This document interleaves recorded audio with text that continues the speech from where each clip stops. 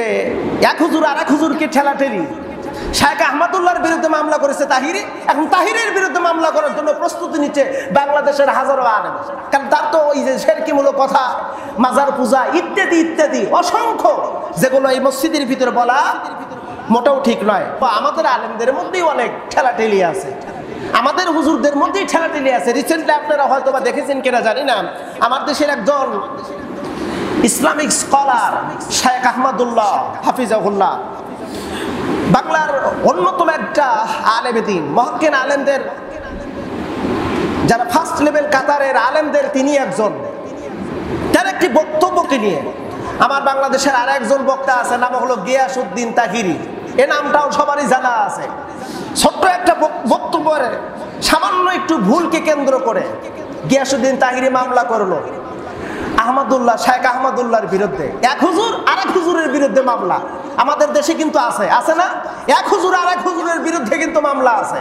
তবে রাসূলুল্লাহর একটা হাদিস, রাসূল বলেন আলা আলা ইন্নাল উলামা, খবরদার আলেমদের ব্যাপারে সাবধান, আকাশের নিচে জমিনের উপরে আলেমরাই সর্বোৎকৃষ্ট। আবার শুনে রাখো, আলেমরাই আকাশের নিচে জমিনের উপরে সবচেয়ে নিকৃষ্ট। রাসূল বলেছেন, এই কথাটা আমার নয়। আলেমদের মধ্যে এক শ্রেণীর আলেমকে দিয়ে আল্লাহ পাক জাহান্নাম উদ্বোধন করবে। তারা কারা? কোন শ্রেণীর আলেম? কোন শ্রেণীর আলেম? এ কথা বলতে গেলে অনেক সময় লাগবে। গিয়াসউদ্দিন তাহিরি শায়েখ আহমদুল্লাহর বিরুদ্ধে মামলা করলো। কি মামলা করলো? রাসূলুল্লাহ সাল্লাল্লাহু আলাইহি সাল্লামের শান এবং মানের সাথে বেয়াদবি করার কারণে মামলা হয়ে গেল। এখন আমরা যেটা লক্ষ্য করলাম, সোশ্যাল মিডিয়া গত কয়েকদিন ধরে দেখতেছি যে এক হুজুর আর এক হুজুরকে ঠেলাঠেলি শায়েখ আহমদুল্লাহর বিরুদ্ধে মামলা করেছে তাহিরি। এখন তাহিরের বিরুদ্ধে মামলা করার জন্য প্রস্তুতি নিচ্ছে বাংলাদেশের হাজারো আলেম। কারণ তার তো ওই যে শিরকিমূলক কথা, মাজার পূজা ইত্যাদি ইত্যাদি অসংখ্য, যেগুলো এই মসজিদের ভিতরে বলা মোটেও ঠিক নয়। তথাপি আমি কথাটা বলতেছি এই জন্য, পরের দোষ ত্রুটি ক্ষমা সুন্দর দৃষ্টিতে যদি দেখেন, আপনি দেখবেন আপনার দৃষ্টিতে কোনো মানুষ অপরাধী আর নাই। ক্ষমার চোখ দিয়ে যদি দেখেন, দেখবেন আপনার ভাই, আপনার বন্ধু, আপনার দোস্ত, আপনার চাচা, আপনার ভাতিজা, দেখবেন সে কোনো অপরাধ করেনি। কারণ আপনার চোখটা কি হয়ে গেছে? চোখটাই হয়ে গেছে ক্ষমার চোখ। এখন এই চোখটার ভিতর যদি প্রতিশোধের যদি চোখ থাকে, তাহলে তো দেখবেন কেউ যদি ভুল নাও করে, আপনার চোখের ভিতর আসবে না ও তো ভুলই করেছে। কারণ চোখের মধ্যে আছে হলো প্রতিশোধের নেশা। জরবান কিসের নেশা? প্রতিশোধের নেশা। এই জন্য রাসূল বলেন, যে ব্যক্তি এই দুনিয়ায় মানুষকে ক্ষমা করে দেবে, মানে আফিনা আনিন নাস, যে ব্যক্তি মানুষকে ক্ষমা করে দেবে, আফাল্লাহু ইয়াউমাল কিয়ামা, ওই ব্যক্তির দোষ ত্রুটি কিয়ামতের ময়দানে আল্লাহ পাক ক্ষমা করে দিবেন। আর যে ব্যক্তি দুনিয়ায় কাউকে ক্ষমা করবেন, কেবল ওই ব্যক্তি শুধুমাত্র কেবলমাত্র আল্লাহর জান্নাতের মেহমান হতে পারবে। জোরে করলে একটু সুবহানাল্লাহ। কোন পর্যায়ে ক্ষমা করতে হবে? খুব গুরুত্বপূর্ণ কথা, একটু ভালো করে মনোযোগ দিয়ে শুনবেন। আল্লাহর নবী সাল্লাল্লাহু আলাইহি ওয়াসাল্লাম তবুকের যুদ্ধের ময়দান থেকে ফেরত আসলেন। মদিনার ভিতরে ঢোকার পর সাহাবায়ে কেরামদেরকে বললেন, আল্লাহর নবী বললেন, ও সাহাবীরা, তোমরা যার যার মতন তোমাদের বাসায় চলে যাও। হুজুর আমার একা একা গ্রীষ্মকালীন সফর, লম্বা চওড়া একটা রাস্তা, গরমে শরীরটা কেমন যেন দুর্বল হয়ে গেছে। বাবলা গাছের নিচে রাহমাতুল লিল আলামিন তিনি একটু বিশ্রাম নেওয়ার জন্য বসে পড়লেন। চোখে ঘুম এসেছে। কোষবক্ত একটা তরবারি ছিল, তরবারিটি গাছের সঙ্গে রেখে হুজুর আমার একটু টানো হয়ে পড়েছে। কখন কোন সময়ে ঘুমায় পড়েছে হুজুর নিজেও জানে না। ইহুদি আল্লাহর নবীকে লক্ষ্য করতেছিল দীর্ঘদিন, হুজুরকে মারবে, হুজুরকে হত্যা করবে, একটা বার চান্স পাইলেই হুজুরকে চিরজনমের জন্য কতল করবে। এই টার্গেট নিয়ে দীর্ঘদিনের অপেক্ষার প্রহর শেষ। রাহমাতুল লিল আলামিনকে একা একা পেয়েছে। তারপর নবীজি আমার ঘুমের ভিতরে ইহুদি বিশ্ব নবীজির তরবারিটা হাতে নিল। তরবারিটি নিয়ে আল্লাহর হাবিবকে ডাক দিয়ে বলল, মুহাম্মদ বিন আব্দুল্লাহ, বিতাড়িত দেশ থেকে বিতাড়িত মুহাম্মদ, আজকে তোমাকে কে বাঁচাবে? আমি তোমাকে হত্যা করব। বলতে দেরি নবীজির ঘুম ভেঙে গেল। চোখ মেলে দেখি ইহুদির হাতে তরবারি। ইহুদি এমন করে বলে, তোমাকে কে বাঁচাবে? হুজুর আমার বললেন, কেন? আমার আল্লাহ। বাঁচানোর মালিক কে বলেন তো? বাঁচানোর মালিক আল্লাহ। এটা যদি মানুষের অন্তঃকরণের ভিতর থাকে যে হায়াত মউতের মালিক আল্লাহ, পৃথিবীর কেউ না, পৃথিবীর কেউ না। হ্যাঁ, প্রতিহিংসার আগুন আপনাকে কিছু সমসাময়িকের জন্য কষ্ট দিতে পারে, তবে মারতে পারবে না, কারণ মউতের মালিক একমাত্র আল্লাহ। জরুর মউতের মালিক কে? হুজুর আমার বললেন আমার আল্লাহ আমাকে সাহায্য করবেন, আল্লাহ আমাকে বাঁচাবেন। আর আল্লাহ আগেই ওয়াদা দিয়েছে, আল্লাহু ইয়াসিমুকা মিনান নাস। ও নবী, আপনার রব আপনাকে হেফাজত করবে, আপনার রব আপনার বডিগার্ড, কেউ আপনাকে হত্যা করতে পারবে না। লক্ষ্য করে গেলাম ইহুদির শরীরের ভিতর কম্পন শুরু হয়ে গেছে, হাত থেকে তরবারি পড়ে গেল। হুজুর আমার তরবারিটি হাতে নিয়ে বলেন, ইহুদি রে, এখন তোমাকে কে বাঁচাবে? ইহুদি বলল, মুহাম্মদ বিন আব্দুল্লাহ, আমি যতটুকু জানি তুমি হলো আল আমিন, আর আল আমিন কখনো কাউকে হত্যা করতে পারে না। জোর বলবেন না একটি সুবহানাল্লাহ। আমাদের মধ্যে এমনটা গুণ কি কেউ কি দেখাতে পারবে?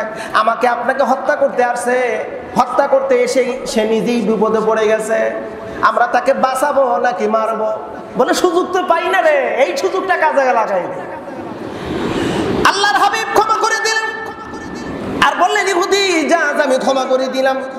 ইহুদি এবার হুজুর কি বললেন, আমি শুনেছি আপনি আল আমিন, আজকে বাস্তবে দেখলাম, আজকে আমি বাস্তবে দেখলাম। মুহূর্তের মধ্যে কালেমা পড়ে মুসলমান হয়ে গেল। আল্লাহ পাক বলেন, জান্নাতে যাওয়ার প্রথম নাম্বার গুণবলী হলো সম্পদ ব্যয় করতে হবে। সম্পদ আছে অথবা নাই, এই অবস্থায় ব্যয় করতে হবে। হুকুম কার? বুঝে শুনে উত্তর দেন, জোরে বলুন, হুকুম কার? এক নাম্বার গুণ, সব আমল আছে কিন্তু এই আমল নাই, সম্পদ আমরা বিতরণ করি না। হুজুর বলেন জান্নাতে হতে পারবে না।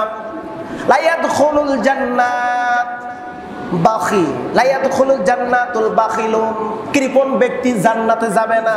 কৃপণ ব্যক্তি জান্নাতে যাবে না, এটা রাসূল বলেছেন, বুখারীর হাদিস।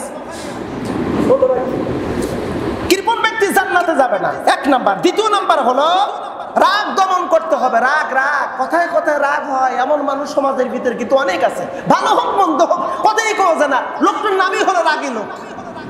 রাগ দমন করতে হবে। 3 নাম্বার, পরের দোষ যদি ক্ষমা করতে হবে। 4 নাম্বার ইন্টারেস্টিং কথা, এই আয়াতের তাফসীর করতে গেলে অনেক সময় লাগবে। আল্লাহ পাক বলেন, ওয়াল্লাযীনা ইযা ফাআলু ফাহিশাতান আও যালামু আনফুসাহুম যাকারুল্লাহা ফাস্তাগফিরু লিযুনুবিহিম ওয়া মান ইয়াগফিরুয যুনুবা ইল্লাল্লাহ ওয়া লাম ইউসিরু আলা মা ফাআলু ওয়াহুম লা ইয়ালামুন। এই আয়াতের তাফসীর করতে গেলে প্রায় 1 ঘন্টা সময় লাগবে। আল্লাহ পাক বলেন, জান্নাতে যাওয়ার জন্য সবচাইতে বড় যে আমলটা হলো বান্দা, গুনাহ থেকে মুক্ত হতে হবে। গুনাহ সেটা ছোট হোক অথবা বড় হোক, গুনাহ থেকে একদম আপনাকে পরিষ্কার হতে হবে। আর আমরা মানুষ কেউ কি বলতে পারবেন যে আমার আমলে কোনো গুনাহই নাই? এমন মানুষ মনে হয় এখানে অনেক আছে, কথা বল নাকি? আছে না? সবার আমলে গুনাহ আছে, কম হোক বেশি হোক, অল্প হোক আর বেশি হোক, সবার জিন্দেগিতে গুনাহ আছে। আল্লাহ পাক এই কথাটা বললেন, ওয়াল্লাযীনা ইযা ফাআলু ফাহিশাতান আও যালামু আনফুসাহুম যাকারুল্লাহ। তোমাদের মধ্যে যারা, ওয়াল্লাযীনা যারা ইযা যখন ফাআলু করে ফেললো ফাহিশা মূলক কাজ, আও যালামু নফসের উপর জুলুম করে ফেললো, আনফুসাহুম যাকারুল্লাহ। আল্লাহ পাক বলেন, বান্দা তুই আল্লাহকে স্মরণ কর। তার মানে আল্লাহকে ডাক। কি ডাকবো?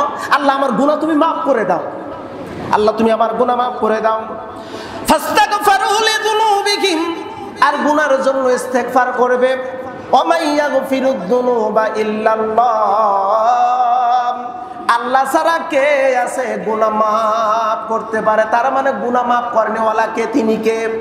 আল্লাহ হলো গুনাহ মাফ করনেওয়ালা। এরপর আল্লাহ পাক রব্বুল আলামিন বললেন, কুল ইয়া ইবাদিয়াল্লাযীনা আসরাফু আলা আনফুসিহিম লা তাকনাতু মির রাহমাতিল্লাহ। ও নবী, আপনি বলুন, তাদেরকে বলুন। তারা কারা? যারা গুনার সাথে জর্জরিত, এমন কোনো গুনাহ নাই যা করে নাই, সব করছে। তারপরেও আল্লাহ রহমতের দিকে তাকায় যদি মাপ চায়, ওর গুনাহ মাফ করতে আল্লাহ পাক দেরি করবেন না। প্রশ্ন হলো, আমি মাপ চাইলাম, মাপ নিলাম, আবার গুনাহ করলাম, আবার মাপ চাইলাম, আবার গুনাহ করলাম, সুম্মাজদাদু কুফরাল্লাম। আল্লাহ পাক বলেন, একবার মাপ চাইলে মাফ করে দিলাম, আবার করলো গুনাহ, আবার মাপ চাইলে আমি করে দিলাম, মাফ করে দিলাম, আবার যখন গুনাহ করবে পরবর্তীতে মাপ চাইলে আমি মাফ করব না। এই জন্য গুনাহ মাফের শর্ত আছে 4টি। জোরবান কয়টা শর্ত আছে? 4 শর্ত। 4 শর্তের সমন্বয়ে আল্লাহ পাক গুনাহ মাফ করে দেবে। আর গুনাহ যদি কারোর বেশি থাকে, ওই ব্যক্তি জান্নাতে যেতে পারবে না। কত গুনাহ করেছে, কথায় গুনাহ, কাজে গুনাহ, কারোর কথা শুনলে